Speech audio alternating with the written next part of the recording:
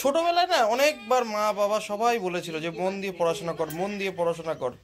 তো মন দিয়ে পড়াশোনা করিনি, এই জন্য এত খাটনির কাজ করতে হচ্ছে। এটা আমি গাইস, কেমন আছো? আশা করছি সবাই খুব খুব খুব ভালো আছো।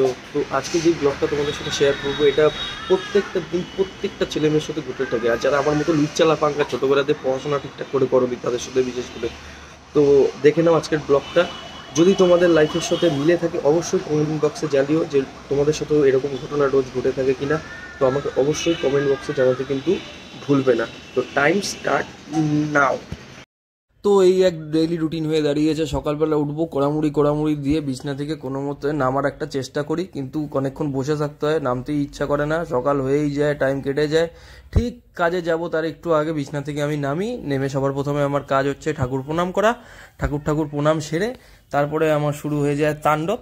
তাণ্ডবটা কি করি সেটা দেখো, তোমরা দেখলেই অনেকটা বুঝে যাবে। তো যাই হোক, বউকে বললেই এক কাপ চা সকালবেলা আমার সামনে দিয়ে যায়। তো চা খাওয়ার জন্য রেডি হয়ে যায়। আর চা আমার সকালে খেতে খুবই ভালো লাগে।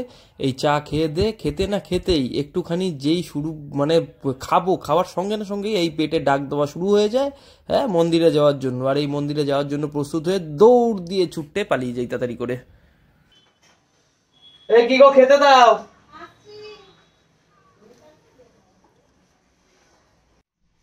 ও মাই গড, এসেই দেখি কি সুন্দর খাবার, ডাল ভাত কপালে হাত, কি সুন্দর। এবার আমাকে খেয়ে বেরোতে হবে। যদি টেস্ট খারাপও হয় সেটাও ভালো বলে বেরিয়ে যেতে হয় রোজ আমাকে। তো এই হচ্ছে আমার রোজকার নিয়ম, এটা আমি কমপ্লিট করতে থাকি খেতে খেতে। যাই হোক, কষ্ট হলেও খেয়ে নিই, ভালো হলেও খেয়ে নিই, যেটাই হোক। তারপরে আমি আস্তে আস্তে এখন রেডি হওয়ার দিকে যাব। রেডি হবো এখন। তো এবার আমি রেডি হচ্ছি। রেডি হতে হতে প্যান্ট জামা পরে চারিদিক খুঁজতে থাকি যে কোনো দিক কিছু ফেলে যাচ্ছি কিনা, কারণ এটা আমার রোজকার রুটিন হয়ে দাঁড়িয়েছে।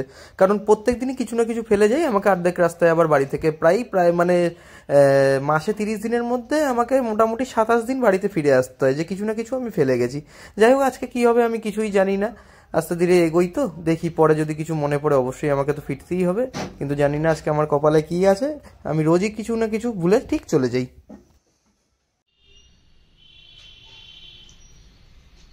আসি। সাবধানে যেও। তো যাই হোক, আমি বেরিয়ে পড়েছি। এবার আস্তে আস্তে রাস্তা দিয়ে হেঁটে হেঁটে যাব বাস ধরার জন্য। বাস কিন্তু আমার বাড়ির প্রায় কাছের থেকেই যায়, কিন্তু আমি একটু দূরে হাবড়ার দিকে যাই, কারণ ওখান থেকে বসে বসে যেতে পারি, সিট পেয়ে যাই দেখে। নাহলে তো আমার ঝুলতি যেতে হয় রোজ। তো ওই জন্য মাঝে মধ্যে ইচ্ছা করে যখন একটুখানি হাবড়ার দিকে চলে যাই। 10 টাকা বেশিই লাগে, তাও আমি হাবড়া গিয়ে বাসে। ও মা, আজকে দেখো পুরো বাসের মধ্যে মানে একজন লোক নেই বললেই চলে। আমি তো দেখে আই তো অবাক হয়ে গেছি যে এত লোক, আজকে লোক নেই কেন। চারিদিক খোঁজাখুঁজি করছি যে লোক আছে কি না, দেখলাম না। ও মা, আসল কারণ জানতে পারলাম, আমি তো একদম বাস স্ট্যান্ডের কাছাকাছি থেকে উঠেছি, একটু পরেই তো লোক হওয়া শুরু হবে। তো বাসে মোটামুটি বসে বসে আসলাম, আমার গন্তব্যস্থলে চলে এসেছি নৈহাটির দিকে। কিন্তু এখনও এখান থেকে এখানেই শেষ নয়, কিন্তু এবার আমাকে হাঁটা শুরু করতে হবে। আবার কখন ট্রেনে উঠতে হয় তাও কোনো ঠিক নেই। ট্রেন বাস এই করতে করতেই সারাদিন চলে যায় আমার। এখন আবার হেঁটে হেঁটে যাচ্ছি কিছুটা দূরে। কি বলেছিলাম না, ট্রেনে উঠতে হবে? এই যে আমি ট্রেনে উঠে পড়েছি, দেখতে পেরেছো? তো কি দরকার এত খাটাখাটনি করে? তার থেকে ভালো করে পড়াশোনা করো, মন দিয়ে যাতে একটা সরকারি চাকরি পেয়ে ভালো মতো কাজ করতে। তো যাই হোক, এই টোটো বাস ট্রেন করতে করতে আমি আস্তে আস্তে রাতের দিকে বাড়ির দিকে ফিরি। যখন মোটামুটি রাস্তাঘাটে কোনো লোকজন থাকে না, মোটামুটি 1-2 লোক থাকে আর কয়েকটা কুকুর থাকে, তখন আস্তে আস্তে আমি এবং আমার মতো যারা মানে কাজ করো তারা এই বাড়ির দিকে হয়তো ফেরে সবাই। তো এই দিয়ে কি বুঝলে? ছোটবেলা থেকে মন দিয়ে পড়াশোনা করো সবাই, যাতে একটা সরকারি চাকরি করতে পারো। ছোটবেলায় না অনেকবার মা বাবা সবাই বলেছিল যে মন দিয়ে পড়াশোনা কর, মন দিয়ে পড়াশোনা কর। তো মন দিয়ে পড়াশোনা করিনি, এই জন্য এত খাটনির কাজ করতে হচ্ছে। এটা আমি একা না, যারা যারা এই সমস্যার সম্মুখীন হচ্ছে তারা সবাই আমার মতনই ছিল ছোটবেলায়, একদম পড়াশোনা করতো না। তো যাই হোক,